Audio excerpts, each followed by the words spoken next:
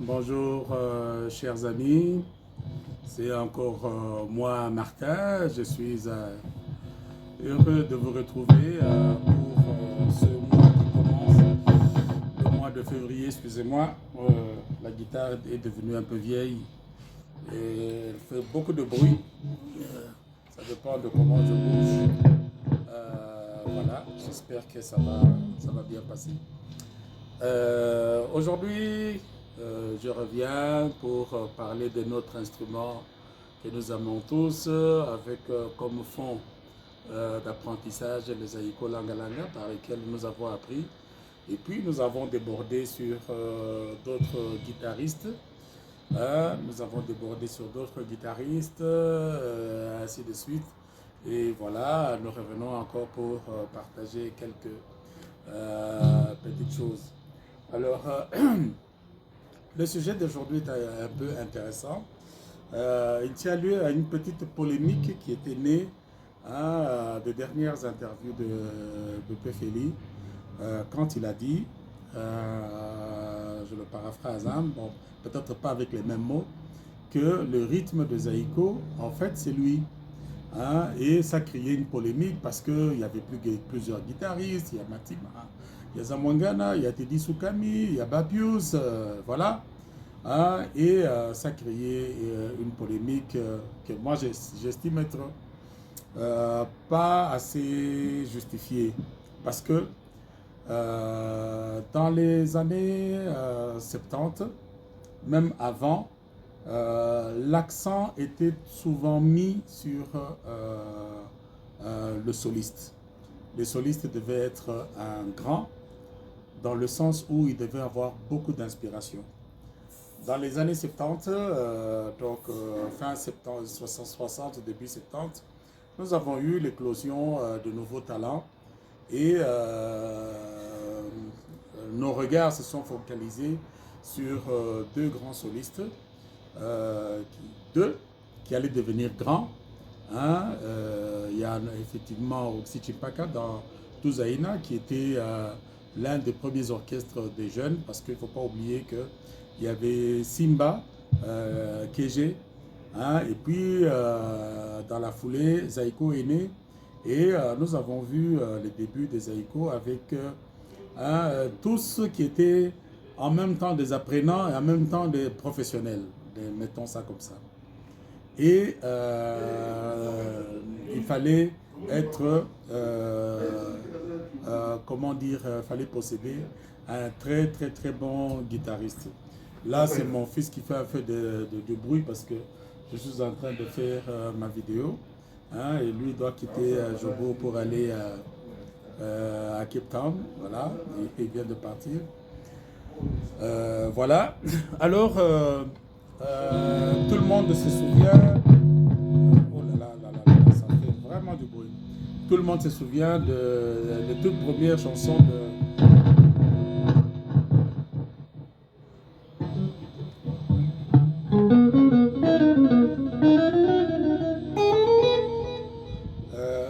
J'ai acheté à nouveau un nouvel ampli, mais la guitare pose problème. Le jack bouge un peu. C'est un peu ce que vous entendez comme bruit. Alors, Pepe Feli s'est exprimé. Il a dit, il a pratiquement forgé le rythme de Zaïko. Alors, pour essayer d'expliciter ce qui a probablement créé de l'émoi parmi ceux qui suivent la musique, ils ont cru peut-être que Pepe Feli était prétentieux. Moi, je crois que il faut corriger cela. Pepe Feli n'a pas été prétentieux. Il a tout simplement dit la vérité. Le rythme était basé sur le soliste qu'on avait. Et le type de création, sa créativité et sa manière de jouer, tout cela, c'était des éléments qui faisaient que on avait avec nous l'atout majeur. Or, l'atout majeur en ce temps-là, c'était Pepe Feli dans Zaïko, Roxy dans Tuzaina et autres, tout ça. Et après que la plupart des orchestres qui naissaient, qui avaient fait un peu de boucan en ce temps-là, toujours dans les années 70, Zaïko a su s'affirmer hein, pendant que Touzaïna s'est noyé avec les départs des guitaristes tels que Gégé Mangaya, qui a encadré beaucoup de chansons de Zaïko dans ses débuts. Hein, Gégé ira dans l'Ok Jazz avec Thierry Mantuka. Hein, Touzaïna s'est noyé, on a pu parler de Touzaïna, qu'on a failli remettre vers les années 77-78, mais ça n'a pas tenu. Hein, donc voilà quoi. Alors, ce qui fait que Pépé Félix n'a pas eu tort. D'ailleurs, vous vous rappellerez, hein, comment dire, bon, Kouboaka, hein, comme on dit, c'était Pépé Félix qui était lancé par Jossard qui disait Ebele Ango Yabase Beneo Kokoka. Hein, donc tout était dicté par la manière dont il fallait jouer. Et alors, nous avons connu plusieurs rythmes. Hein, nous avons connu d'abord le Guabé, qui était le Guabin, qui était le truc du début. Hein,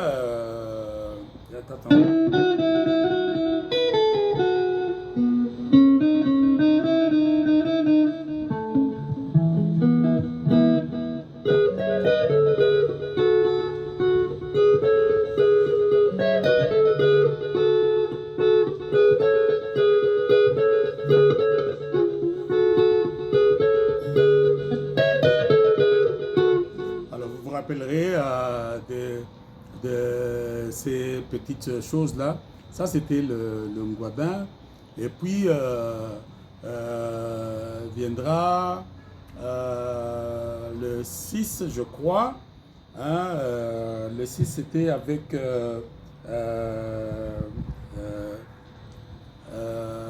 les chansons dans les Sumjum que j'avais joué, composé à Gina. Hein, attends, c'était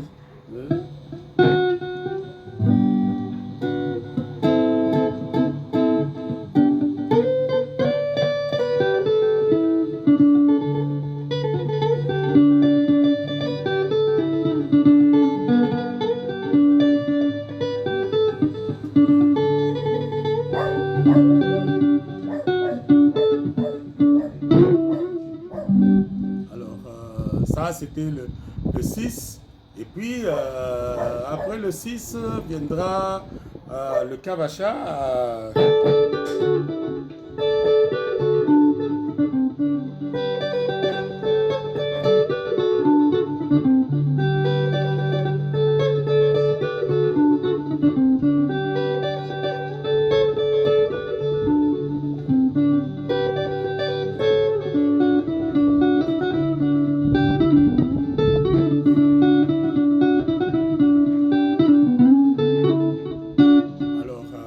Se souviendra de là, mais le solo qui avait le plus marqué,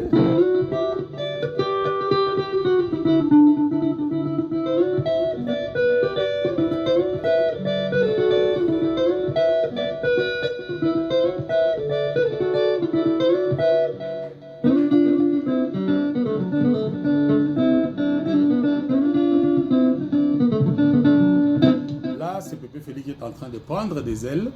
Hein, c'est ces béné-là de Mbéambeya, un solo d'anthologie. Donc vous comprendrez que effectivement, celui qui forge le rythme à ce moment-là, c'est le soliste. Bien sûr, on ne néglige pas le travail des autres, mais à côté de cela, il faut prendre en compte les témoignages de ses compères. Hein, j'ai pris un qui a joué avec Pépé Félix. Je prendrai d'abord pour commencer Zamongana. Je me rappelle, c'était dans les années, vers les années 77-78. Hein, on s'est retrouvé avec un vieux à nous, Dani Massamuna, qui était accompagné de Zamongana et tout ça, on blaguait un peu. Et puis, un des amis qui était là, Fanfan Clairbeau, dira non, nous avons, dans un groupe à nous, là, nous avons un soliste qui joue les histoires de Pépé Félix, là, sans faute. Alors, Zamongana me regarde et dit ah, ça voulait tout dire. Donc, Pépé Félix voulait, Zamongana voulait seulement dire que Pépé Félix était exceptionnel. Donc voilà, donc c'était déjà un premier témoignage. Alors l'autre témoignage, c'est Roxy Chimpaka dans ses dernières interviews avec Hippolyte Kimbalanga, qui dira que non, Pépé Feli, il a vraiment, vraiment travaillé. Et même quand moi je suis allé dans Zaïko, effectivement, je sais jouer de la guitare et tout ça, mais il a fallu que je m'adapte à ce qu'il avait laissé. Donc ça veut dire que il fallait faire du Pépé Feli, mais ajouter maintenant du Roxy.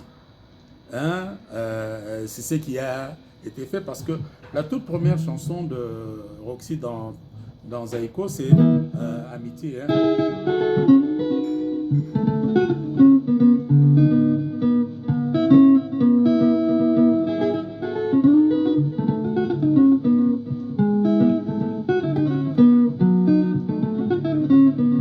Ça, c'est Pépé Feli qui avait laissé. Roxy a ajouté.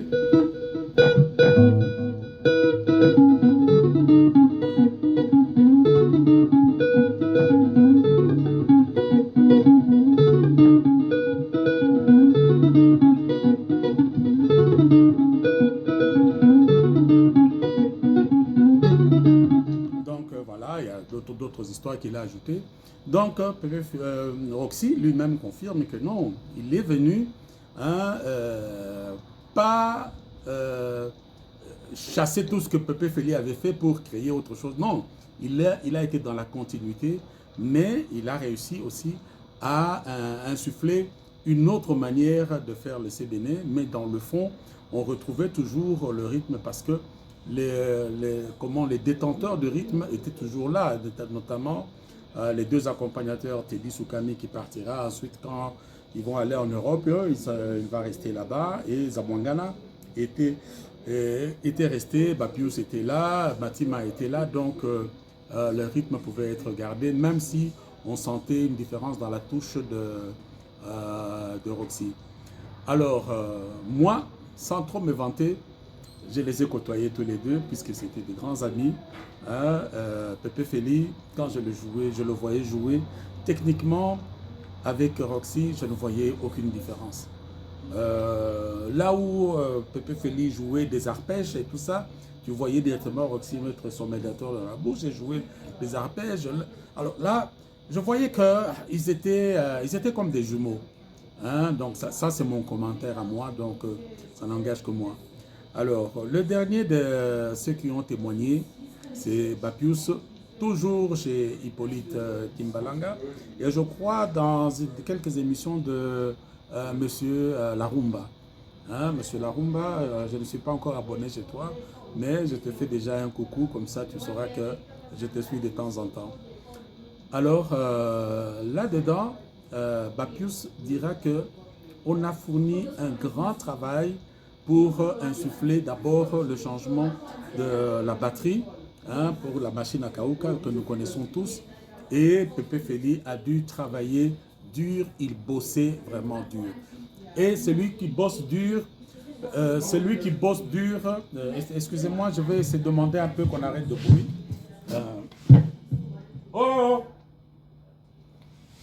Et celui qui bosse dur, en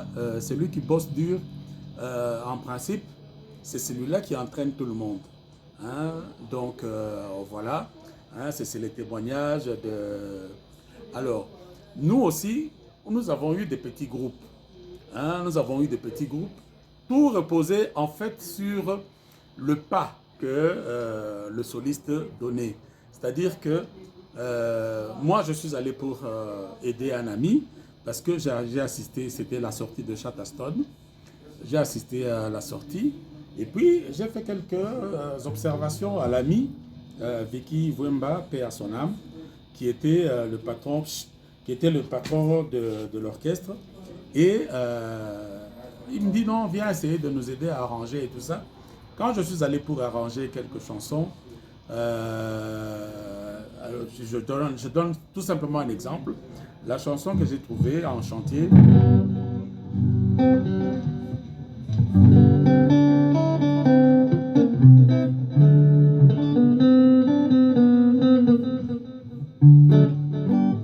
Donc ça commençait comme ça, et puis les chanteurs entrent.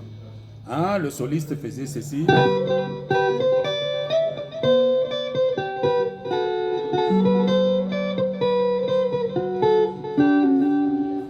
Et les chanteurs entraient, bah, ma chérie. Alors, moi j'ai dit non, c'est trop direct. Hein, je montre au soliste, c'est que comment il faut évoluer. Hein, alors j'ai fait ceci.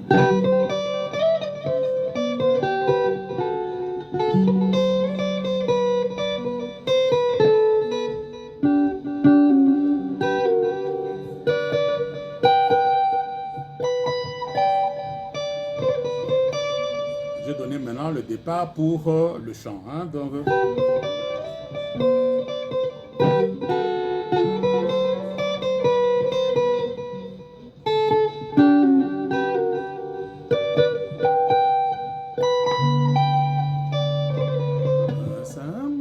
alors, donc ça donnait quand même une petite différence.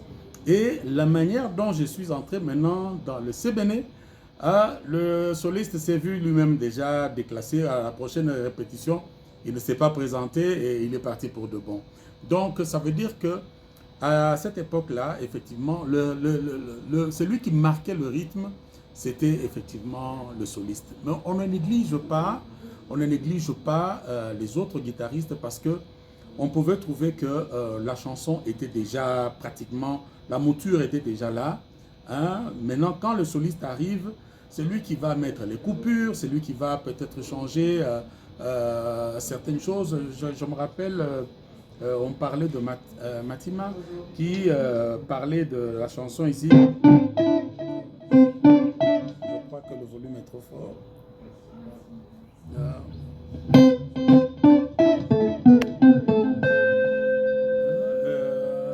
Je crois que c'est une chanson de Bimi hein, qui est en do, mais le refrain se joue en sol.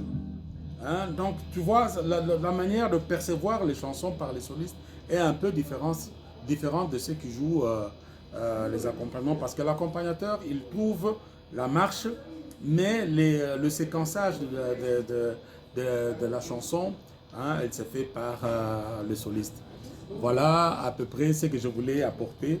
Hein. Donc, quand on comprend que ça s'est construit pendant 10 ans, hein, et que pendant les 10 années, de 69 à 79, hein, Pépé Félix a pratiquement tout construit, on peut donc comprendre que c'est lui qui a marqué le rythme de Zaïko, donc on ne lui en tenait pas rigueur, il a tout à fait raison. Mais ça ne minimise pas les autres, parce que arranger une chanson, les solos. Hein, voilà. Alors, à côté de cela, nous avons eu un autre ami qui a adhéré à notre chaîne, donc c'est devenu aussi un ami, et à Lubumbashi. Il s'appelle Pascal Lumbwe. Il a demandé si on peut lui donner le schéma de la chanson de base Nangaï. Alors, pour Pascal, hein, tu permets que je t'appelle Pascal, hein, moi c'est Martin. La chanson de base Nangaï est telle que j'ai pu la décortiquer, elle est en La. Hein? Alors, Pépé Félix commence par La.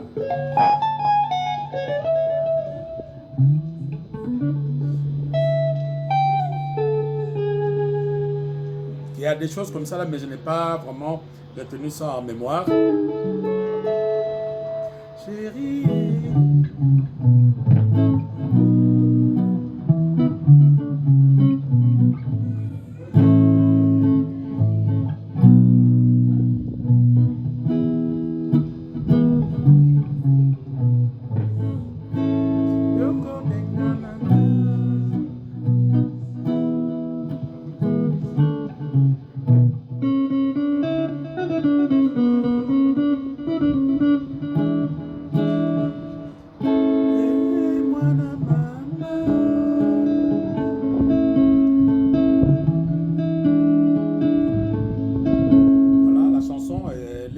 Ça là, il n'y a vraiment pas d'intervention des guitaristes, sauf au moment où ça passe dans le refrain.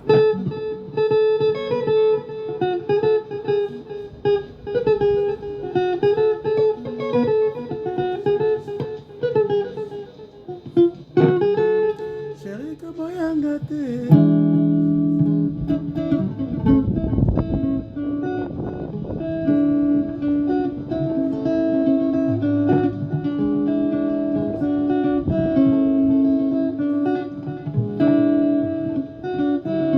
Donc c'est sol, la, mi, non, mi, et puis non, non, c'est la, ré, et puis mi 7.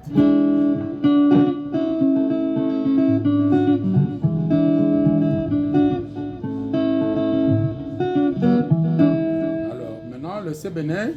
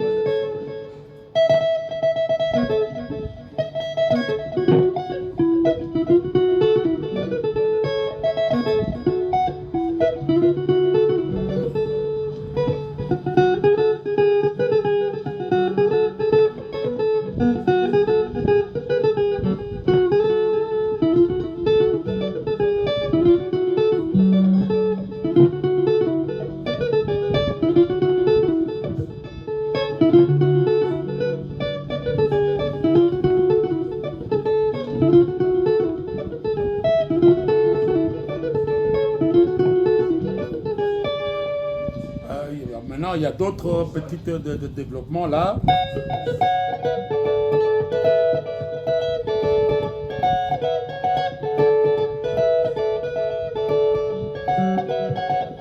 Voilà, donc je n'ai pas mémorisé les petites détentes que Manon a fait, mais en général, voilà, c'est ça la chanson. Elle est en la, hein. Donc elle n'est pas vraiment très compliquée. J'espère que Pascal pourra la jouer. Alors un petit coucou à un ami, à mon frère Tino Motombo qui est à Paris. J'ai suivi une émission. Je crois que c'est toujours avec notre ami Hippolyte Kimbalanga. Aujourd'hui, il est à la vedette dans cette émission. Il a interviewé un jeune, par rapport à nous bien sûr, mais c'est un monsieur mûr aujourd'hui, que je respecte, un monsieur mûr qui s'appelle Wes. C'est un ami de mon jeune frère. Ils avaient fait un orchestre à ma campagne, qui s'appelait Chata Junior, qu'ils avaient baptisé ainsi, étant donné qu'ils ont vu nous, leurs grands frères, jouer dans Chataston. Et comme nous, on était Chataston, lui, de temps en temps, il jouait à l'accompagnement pendant que moi, je faisais le solo. Et j'ai beaucoup apprécié sa manière de présenter l'historique de Wenge sur une autre facette que celle qui est généralement connue. Souvent la chanson ou dédicacée par JB sur ceux qui ont créé quoi ça, Wenge, Musica, 4x4, BCBG. Donc Wes, en tout cas j'ai beaucoup apprécié que tu puisses nous titiller un peu, et ça m'a fait beaucoup plaisir. Et donc je pense à toi Wes, Yves Chenissi, le fondé que vous avez aussi, José Lomingo, Kabengele, Kabenge, qui ça malheureusement il y en a quelques-uns aussi qui sont partis, qui ça, Ondo qui est parti malheureusement, que j'aimais bien. Alors il y a une chanson que j'aime bien de votre groupe, qui a été écrite par mon jeune frère, mais qui n'a malheureusement pas été jouée.